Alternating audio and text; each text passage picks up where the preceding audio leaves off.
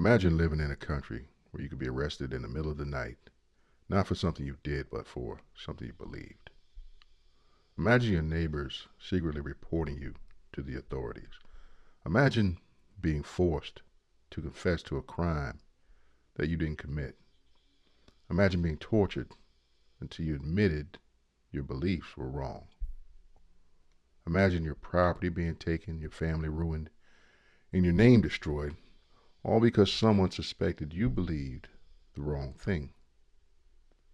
This wasn't fiction. This was Spain during the Spanish Inquisition, and it lasted for hundreds of years.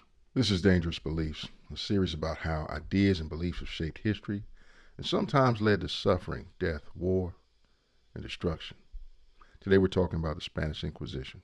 When most people hear the words Spanish Inquisition, they think of torture, prisons, and religious persecution. But the Spanish Inquisition didn't start because people wanted to torture others. It started because people believed they were protecting their religion and their country and their society. And like many events in history, the people involved believed they were doing the right thing. And the Spanish Inquisition is important not just because of how many people were arrested, tortured, imprisoned, or executed. It's important because it shows what can happen when a government and a religion combine power, and when belief becomes something that the state tries to control. The Inquisition wasn't just about religion. It was about power, control, unity, fear, suspicion, authority, loyalty, identity, and belief. It created a society where people were afraid of what their neighbors believed, afraid of what they said in private, afraid of being accused, and afraid of being different. And when fear and belief combine with government power, history shows that very dangerous things can happen. Now, to understand the Spanish Inquisition, we first have to understand what Spain looked like before it began, because Spain was not always a single unified Catholic country.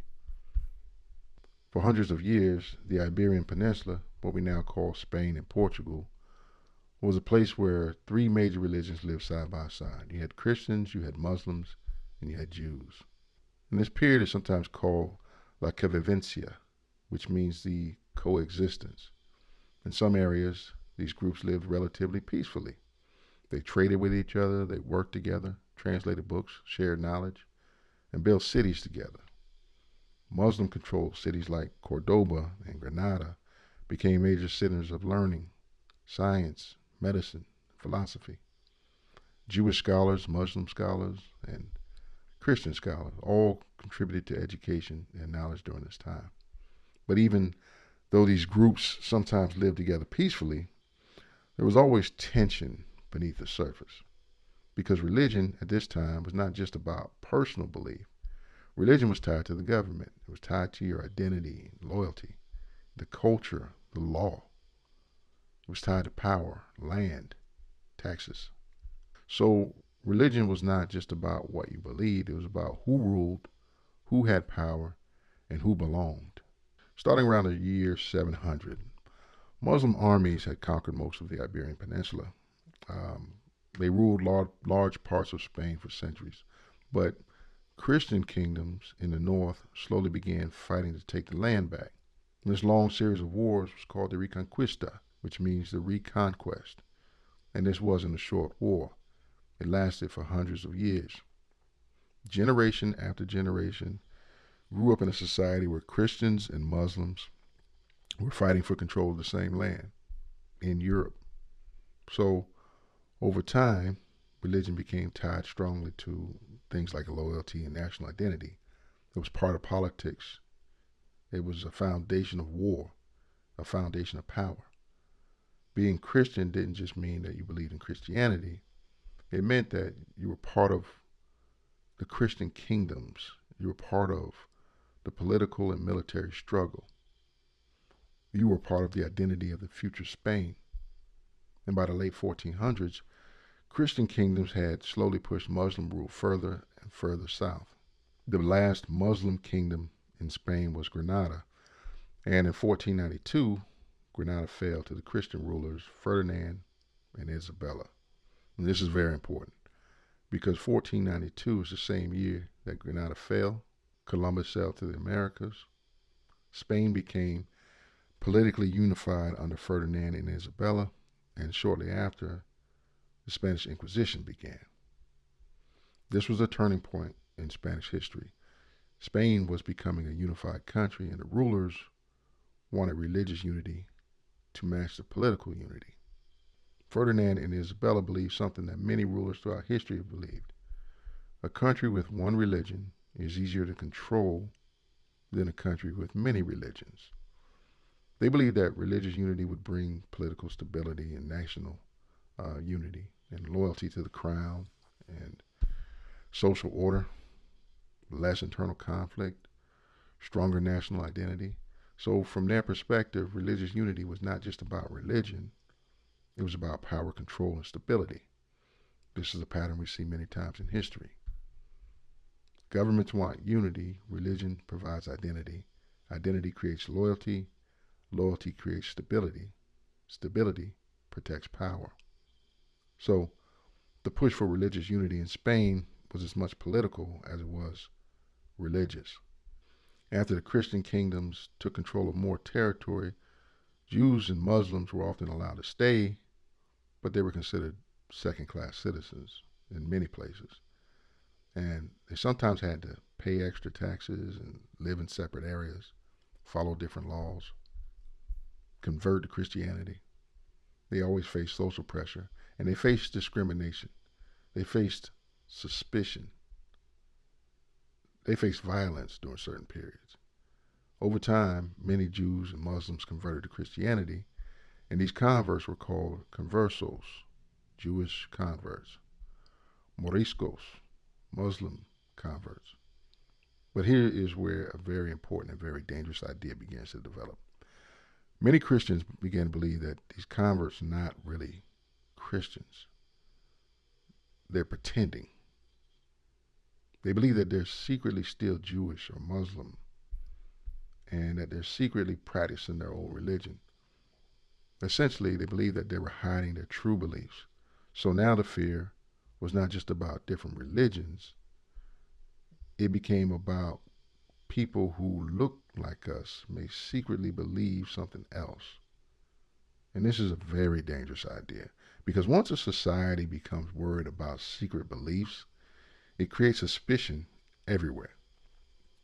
Anyone can be suspected. Anyone could be accused. Anyone could be investigated. And anyone could be punished. And this idea that people might secretly believe the wrong thing is one of the main reasons the Spanish Inquisition began in the first place.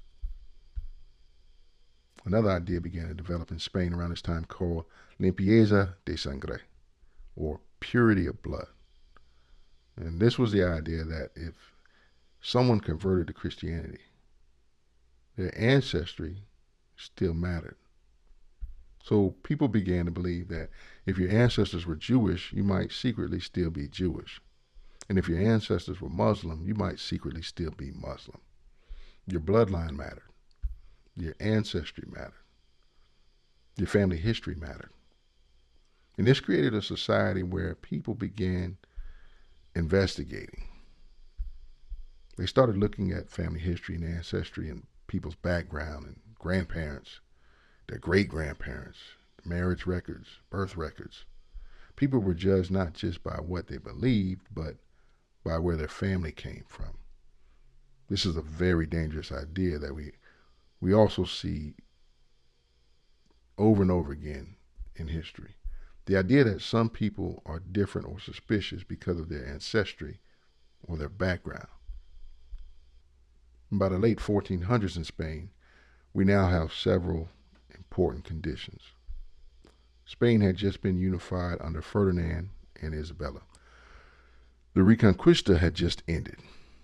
The rulers want religious unity. The Jews and Muslims are being pressured to convert. Many people have converted. People suspect converts are secretly practicing old religions. And society is becoming suspicious of hidden beliefs. Also, religion is tied to loyalty and identity, and the government wants unity and control. People believe religious difference is dangerous to society. They believe that hidden belief is even more dangerous. So This environment leads directly to the Spanish Inquisition. The Inquisition didn't start because people suddenly became cruel. It started because leaders in society believed that hidden belief is dangerous, religious difference is dangerous, religious unity is necessary, and that the state has the right to investigate belief. And once a government begins investigating what people believe, history shows that very dangerous things can happen. To understand the Spanish Inquisition, we have to understand one very important concept from medieval Europe: heresy. Heresy was the crime of believing something different from official church doctrine. Today, people can believe different religious ideas, and it usually doesn't involve the government. But in medieval Europe, religion was not just personal belief. Religion was considered truth, and truth was considered necessary for the survival of society and the salvation of souls.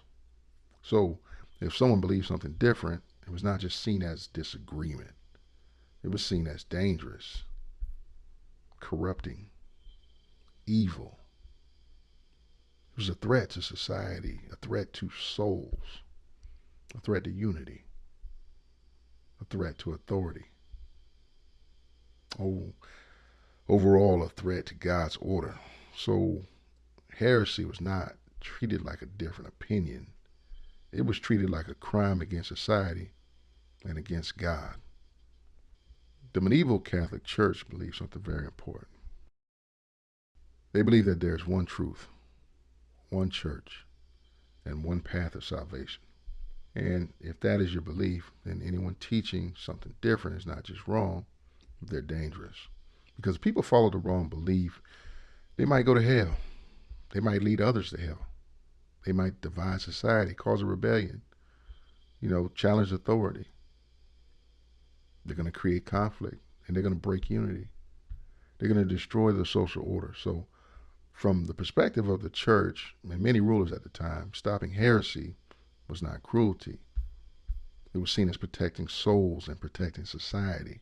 And this is important to understand because many of the people involved in the Inquisition believed that they were doing the right thing. They were doing something good. They believed that they were saving souls and protecting society and protecting the truth. They were protecting religion, protecting unity, protecting the kingdom, protecting God's order.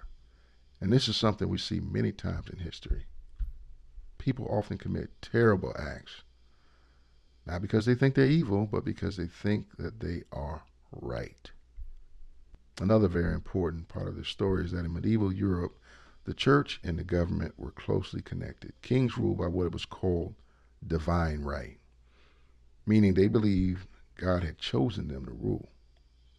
The church gave legitimacy to kings. Kings protected the church. The church and the state supported each other. So if someone challenged the church, they were also seen as challenging authority and government and social order, the king, the kingdom, the entire system. So heresy was not just a religious problem, it was a political problem.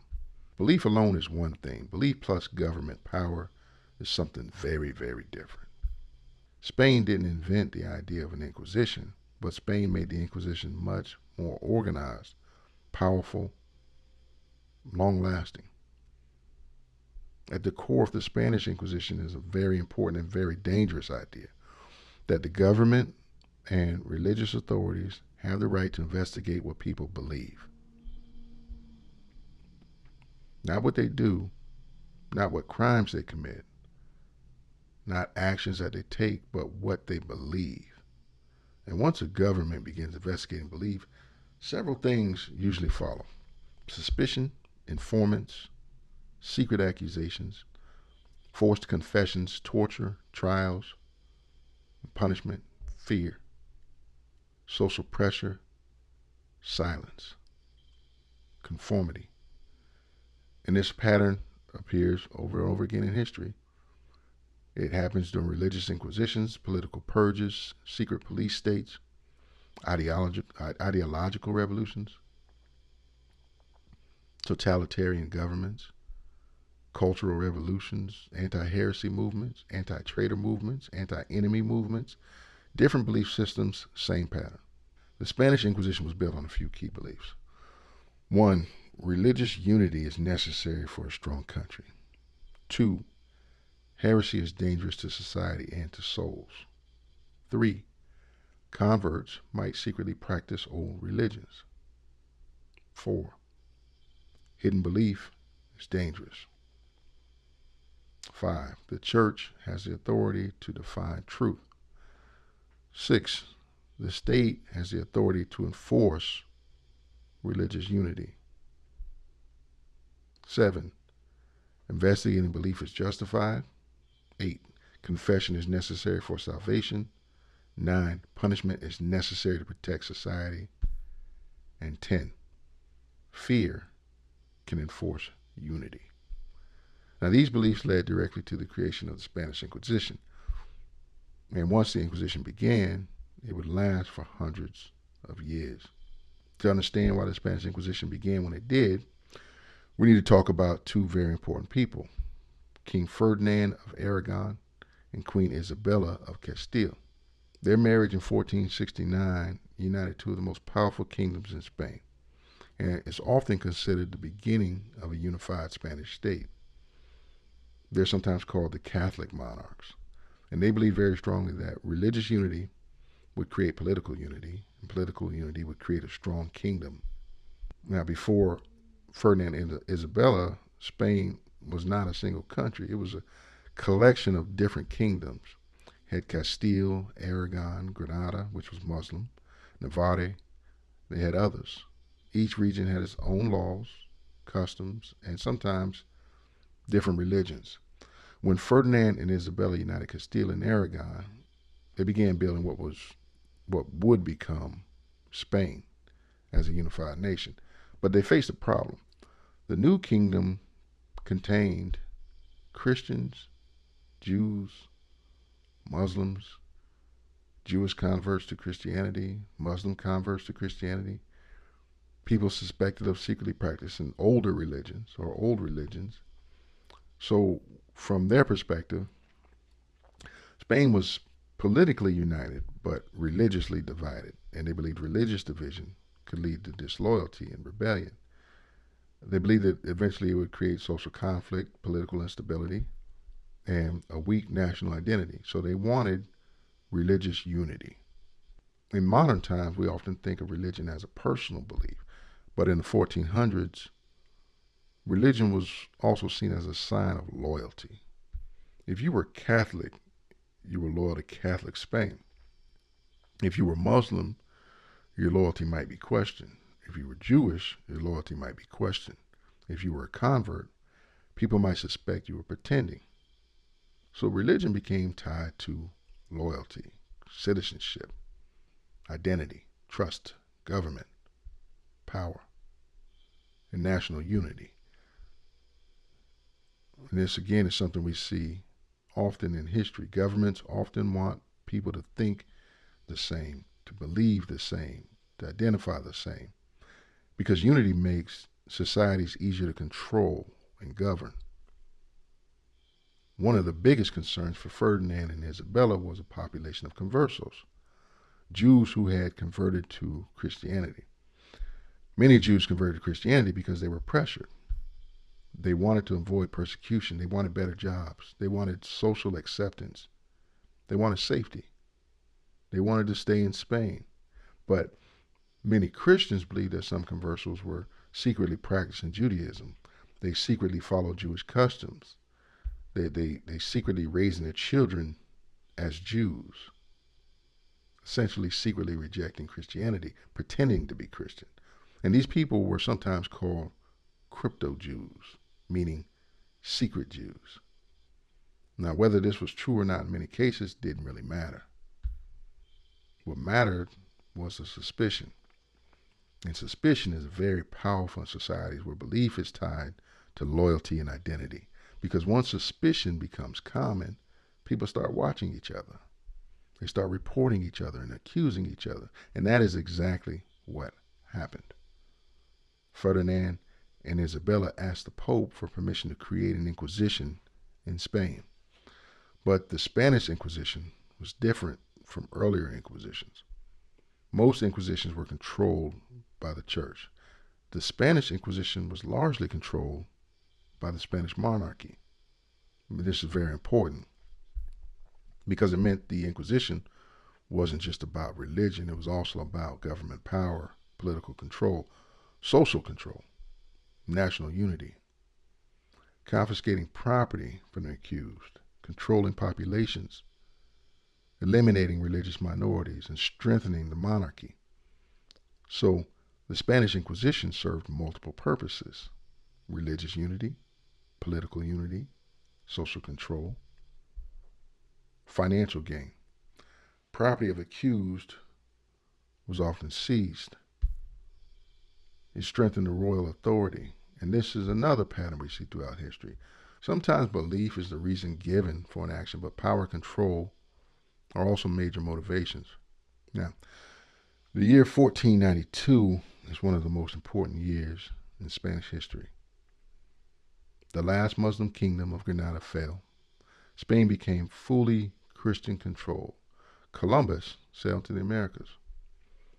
Ferdinand and Isabella ordered all Jews to convert or leave Spain. The Spanish Inquisition expanded. So in 1 year, Spain became politically unified, Spain became religiously unified, Spain began overseas expansion, Spain strengthened royal power, Spain removed religious minorities, Spain expanded the Inquisition. 1492 is often seen as the beginning of Spain as a major world power, but it is also the beginning of a large-scale religious persecution and forced conversion in Spain. After 1492, Jews in Spain were given a choice: convert to Christianity, leave Spain, or face persecution. Many Jews left Spain, many converted, many tried to secretly continue their old religious practices. And this created exactly what the monarchy and the church feared: a population of people suspected of secretly believing something else. Notice I didn't say a population of people believing something else, but a population of people suspected of secretly believing something else. And this suspicion is what fed Spanish Inquisition for hundreds of years, because the Inquisition wasn't just about looking for people openly practicing other religions. They were looking for people who were secretly believing the wrong thing. So this was not only a religious investigation system, but it was also a government system. And once the investigation began, or the Inquisition began, it created a new kind of society in Spain, a society where people were afraid of what others believed. The Spanish Inquisition worked through a system of informants, and secret accusations, investigations, arrests, interrogations, confessions, punishments, public ceremonies, fear. One of the most important parts of the Inquisition was that accusations could be made secretly. If someone suspected their neighbor of secretly practicing Judaism or Islam, they could report them through or to the Inquisition.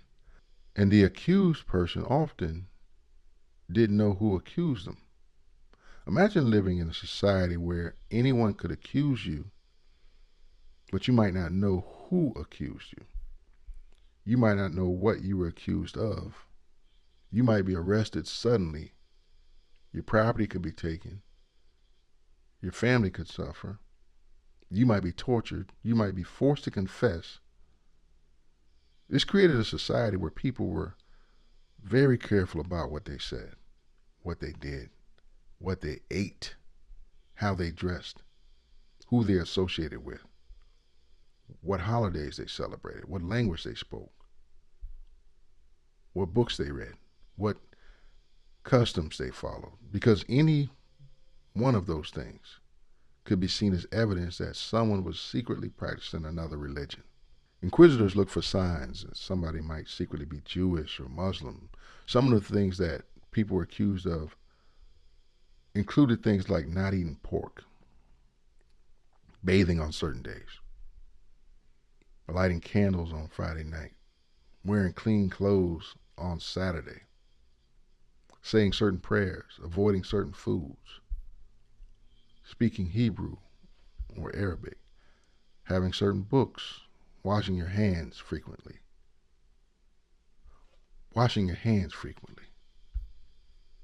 mourning the dead in certain ways, circumcision, celebrating certain holidays, things that today might seem like a personal or cultural practices could be seen as evidence of heresy.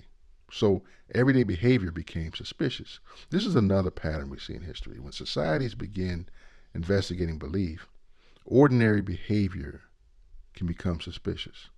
And it got even deeper than that, because if someone was accused and arrested by the Inquisition, their property was often confiscated. And this created a very dangerous incentive system, because when someone was accused, the accused lost their property, the government gained property, informants sometimes received rewards, accusers sometimes benefited, families of the accused lost everything.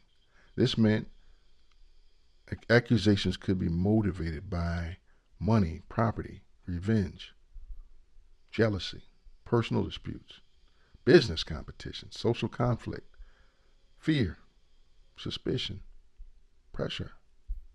So the Inquisition system sometimes encouraged accusations. And once accusations are encouraged, accusations increase. Once arrested, the accused were interrogated. And the goal of interrogation was often confession, because in the religious mindset of the time, confession was important for saving the soul. If someone confessed to heresy and repented, they might receive a lighter punishment. If they denied everything and were found guilty, they could face a harsher punishment. So confession became very important in the Inquisition system. And when confession becomes important, systems often begin using pressure and torture to get confessions. And that's exactly what happened in the Spanish Inquisition. As the Inquisition continued, fear spread throughout Spanish society. People became afraid to speak openly and practice old customs. They didn't trust their neighbors. They didn't discuss religion. They were afraid to question authority and read certain books and travel, associate with certain families and marry certain people. They were afraid to express opinions. Fear creates conformity, and conformity creates control. We see that pattern throughout history. Fear is one of the most powerful tools for controlling a population. When people are afraid, they obey authority. They follow the rules. They don't question. They don't speak out. They conform. They report others. They protect themselves first. And the Spanish Inquisition created a society where fear encouraged conformity, and conformity strengthened authority. It's also important to understand that the Spanish Inquisition was not constant torture and executions like some movies portray.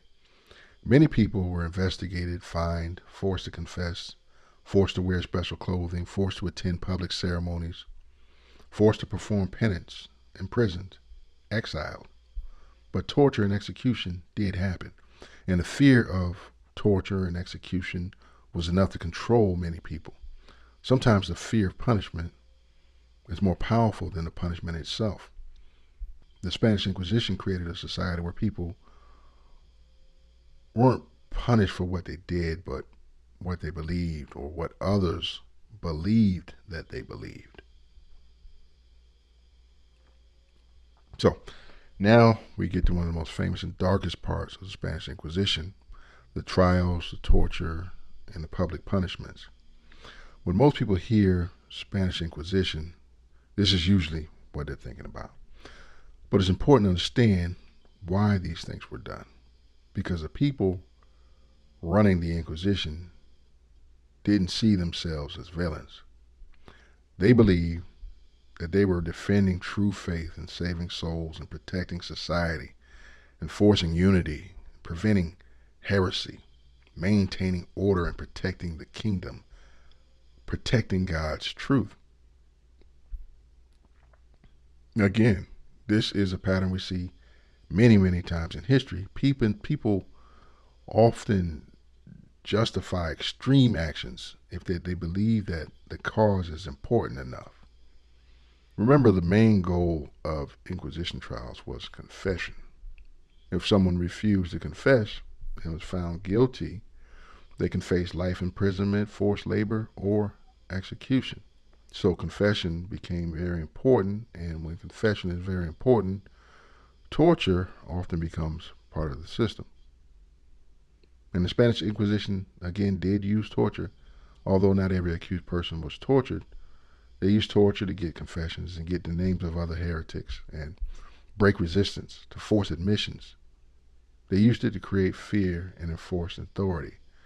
And some of those torture methods included the rack, which was stretching the body, strappado, which is lifting someone by the arms tied behind their back, water torture, confinement, sleep deprivation, psychological pressure.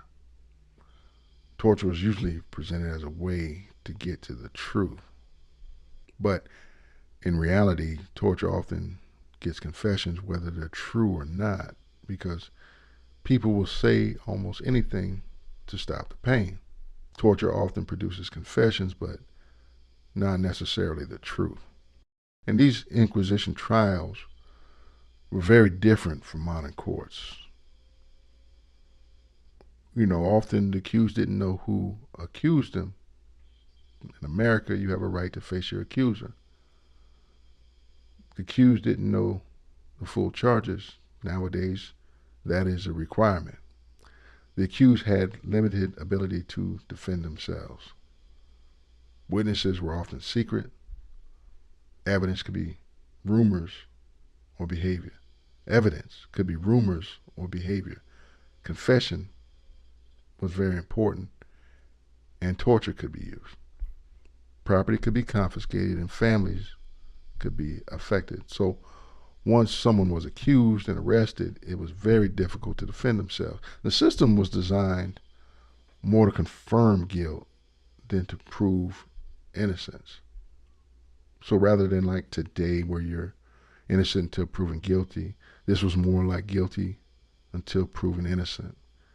This is sometimes or something that we see in many systems throughout history, where the system assumes guilt, confession is expected, authority isn't questioned, fear controls behavior. One of the most famous parts of the Spanish Inquisition was something called the auto de fe, which means act of faith. These were public ceremonies where punishments were announced and carried out. At these events, prisoners were brought in public. Confessions were read. Punishments were announced. People wore special clothing showing their crimes. Crowds gathered to watch. Some people were imprisoned. Some were exiled. Some were handed over for execution. And the public punishment served several purposes. It punished the accused. It humiliated the accused. It showed the power of the church and the state, and it scared the population. It encouraged conformity. It reinforced religious unity. It made examples of people. It reminded society that what happens if you believe the wrong thing. Public punishment has been used by many governments throughout history to control behavior through fear. People found guilty of heresy who refused to repent were sometimes handed over to the state for execution, often by burning. Burning was considered symbolic because fire was seen as purification. Again, this shows how belief systems influenced punishment. Executions were meant to punish heresy, purify society, remove dangerous beliefs, scare others, reinforce authority, and reinforce unity, and to demonstrate power. But from our perspective today, these were often people being executed for belief, not for violent crimes. One of the most important things to understand about the Spanish Inquisition is that fear was one of its most powerful tools. Not everyone was arrested. Not everyone was tortured. Not everyone was executed. But everyone knew that it could happen. And sometimes the fear of punishment is more powerful than punishment itself, because when people are afraid, they obey, they conform, they stay quiet, they report others. They don't question authority, they follow the rules. They hide their thoughts. They change their behavior. They protect themselves. They do not resist. Fear can control a society without needing to punish everyone. And the Spanish Inquisition created a society where fear encouraged conformity and conformity strengthened authority. It's important to note that the Spanish Inquisition was not just about punishing heresy. It was about creating a society where people were afraid to believe anything different. The Spanish Inquisition wasn't just about trials and confessions. It was about a larger effort to create a religiously unified Spain. And this led to one of the most significant events in Spanish history. This was the expulsion of the Jews in 1492. In 1492, Ferdinand and Isabella issued a decree that all Jews in Spain had to convert to Christianity, leave Spain, or face persecution. And this affects hundreds of thousands of people. Many Jews had lived in Spain for generations, some for over 1,000 years. They were merchants, doctors, scholars, translators, craftsmen, and part of the economy and culture of Spain. Now, they were forced to leave their homes, leave their businesses, leave their property, leave their communities, leave their country, leave everything they had built, travel to unfamiliar lands, start their lives over, or convert to Christianity. Many people converted. Many people left. Many people died during travel or after losing their livelihoods. This wasn't a war. This wasn't a battlefield. This was a government decision that forced an entire religious population to leave a country. Even after many Jews converted to Christianity, the suspicion didn't stop. Converted Jews, or conversos, were still suspected of secretly practicing Judaism. So even conversion didn't always make someone safe. People could still be accused and investigated, arrested, interrogated, tortured, forced to confess, imprisoned, executed. This created a society where even if you changed your religion, people might still believe you were secretly something else. It's another dangerous idea we see in history. The idea that people can't truly change and that their ancestry or background makes them permanently suspicious. After the fall of Granada in 1492, Muslims were initially allowed to remain in Spain and practice Islam. But over time, Muslims were also pressured to convert to Christianity, adopt Christian customs, speak Spanish instead of Arabic, change clothing, change names, stop Islamic practices, and integrate into Christian society. Many Muslims converted and became known as Moriscos, but like the conversos, the Moriscos were also suspected of secretly practicing their old religion. So the same pattern continued: conversion, suspicion, investigation, accusations, Inquisition trials, fear, social pressure. Eventually, in the early 1600s, many Moriscos were expelled from Spain as well. So Spain expelled the Jews, Muslims, and investigated converts for centuries, all in the name of religious unity. The expulsions and persecution had a huge impact on Spain.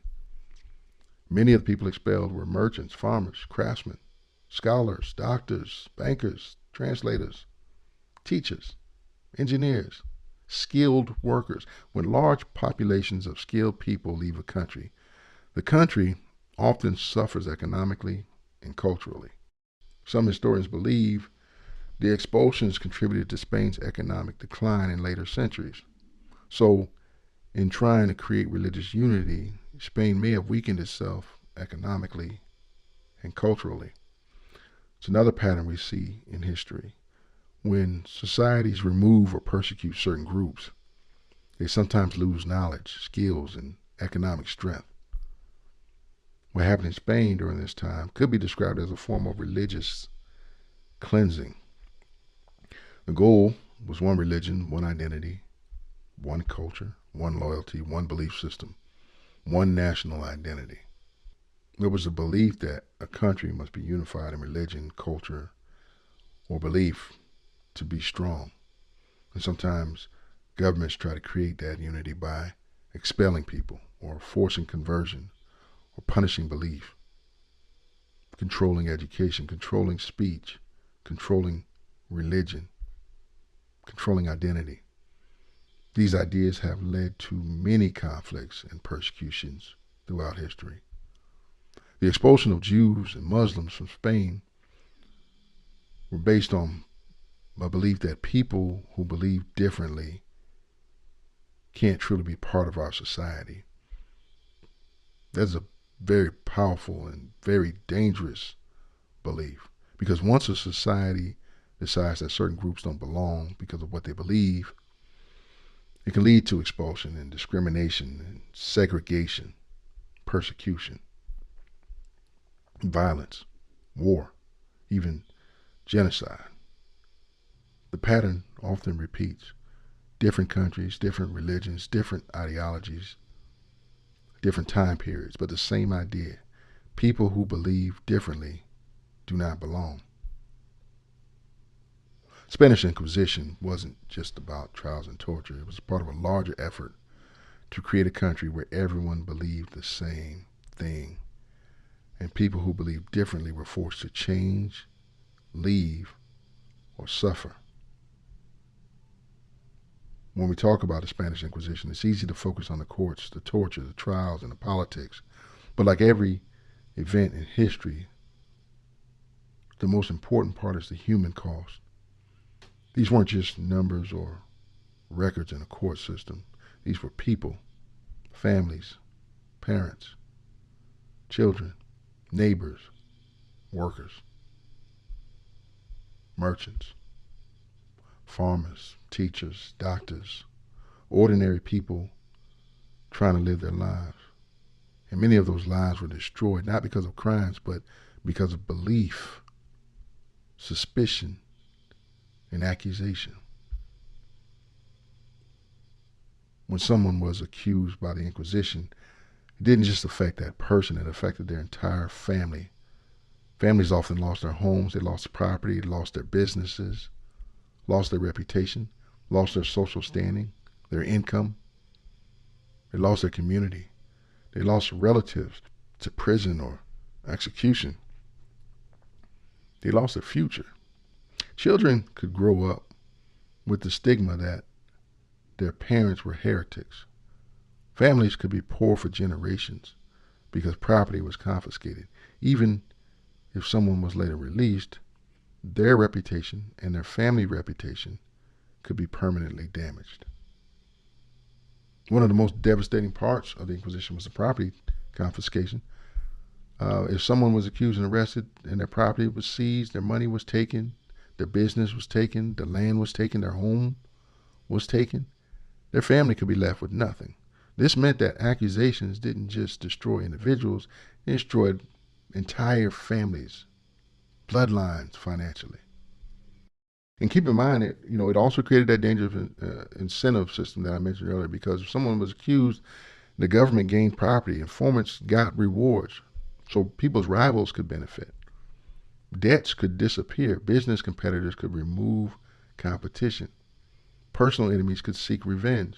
So accusations were not always just about religion. Sometimes they were about money and land and business and revenge, jealousy, power, these social conflicts. The Spanish Inquisition lasted for hundreds of years, from the late 1400s into the 1800s. That means entire generations grew up in a society where religious belief was monitored and suspicion was common, and informants existed and trials were feared. Authority controlled belief. People were afraid to speak openly, and families could be investigated. Ancestry mattered. Reputation mattered. conformity was expected. So the Inquisition didn't just affect individuals, it affected Spanish society for centuries. It affected culture, it affected education, it affected science, religion, politics, social behavior. It affected freedom of thought. This is what happens when societies begin controlling belief. And here's a big question. How did something like this last for hundreds of years? It began in the late 1400s and continued in some form until the early 1800s. How did it last that long? That was over 300 years. Most people imagine events like this as short periods in history, but the Inquisition lasted longer than the United States has existed as a country. So how does a system like this continue for so long? One of the most important ideas to understand in history is that once systems are created, they often begin to sustain themselves. The Spanish Inquisition became a government institution, a religious institution, a court system, a bureaucracy, a network of informants, a source of revenue through confiscated property, a system of social control, a system of enforcing religious unity, a system of enforcing political unity or loyalty. Once systems like this exist, many people depend on them. The officials, the judges, clerks, guards, informants, priests, government administrators, local authorities. So the Inquisition became part of the structure of the society. And when something becomes part of the structure of society, it becomes harder to remove. Another reason it lasted so long was fear. Fear is a very powerful stabilizing force for systems of control. If people are afraid to speak out or question authority, or to defend the accused, express different beliefs, or organize opposition, or challenge the system in some way, then the system can continue for a very, very long time. Fear creates conformity. Conformity creates stability for authority. Authority maintains the system. The system maintains fear. This becomes a cycle, and cycles like this can last for generations. Another reason is that people, for the most part, are not trying to change the world. Most people just want to work, eat, raise families, stay safe, avoid trouble, live normal lives. If a system is dangerous to oppose, most people won't oppose it. They will stay quiet, follow the rules, and conform. They'll avoid attention. They'll avoid conflict. They'll avoid risk. They will protect themselves and their families. This is not cowardice. This is human behavior. The Spanish Inquisition also lasted a long time because it had support of both the church and the government. When religious authority and the government support the same system, it becomes very powerful, because now the system is supported by religious belief and political power and law and courts and social pressure, fear and tradition and education and culture, authority, identity. All of these things support this system. When systems are supported by multiple powerful institutions, they become very difficult to challenge. That's why we have the separation of church and state.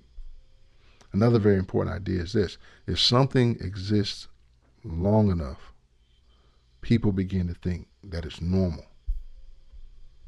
People born during the Inquisition grew up in a world where the Inquisition existed, and people were investigated for what they believed. These trials existed, and there were informants around, and religious conformity was expected. They grew up in a world where authority controlled belief. And these public punishments, they existed. They were real. A lot of people had already been expelled from the country.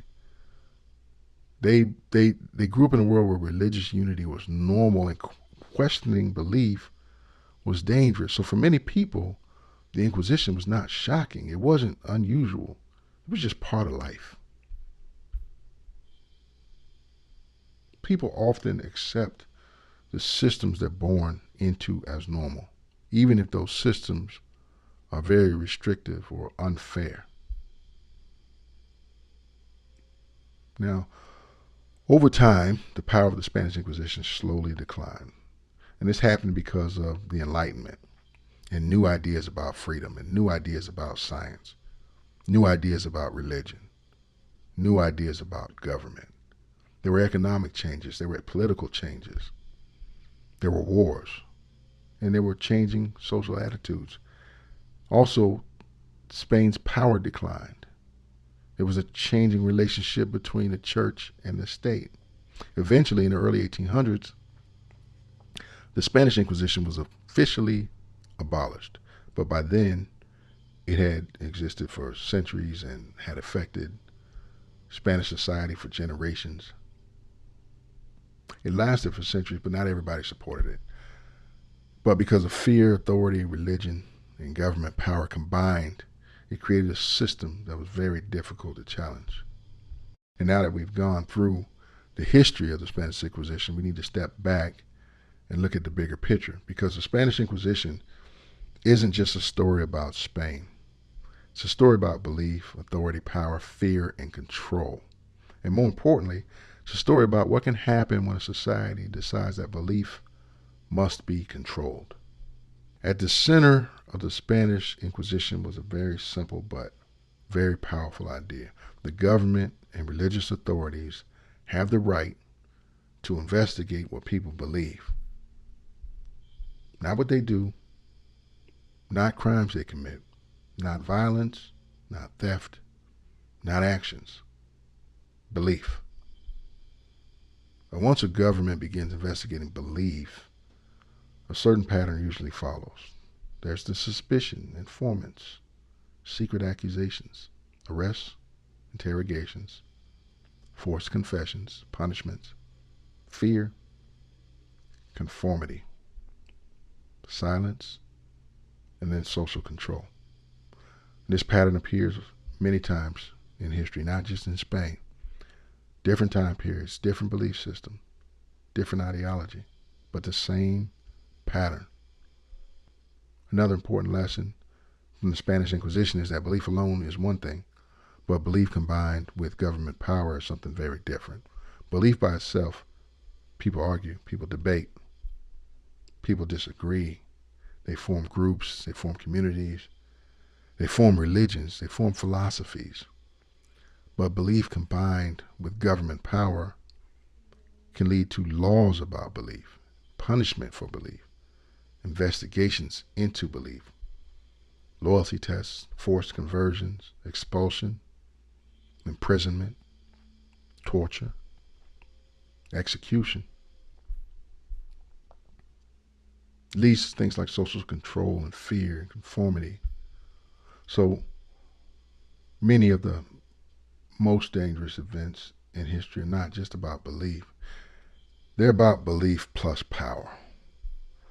The Spanish Inquisition was based on another belief that appears many times in history, that a country must be unified in religion and culture or belief to be strong.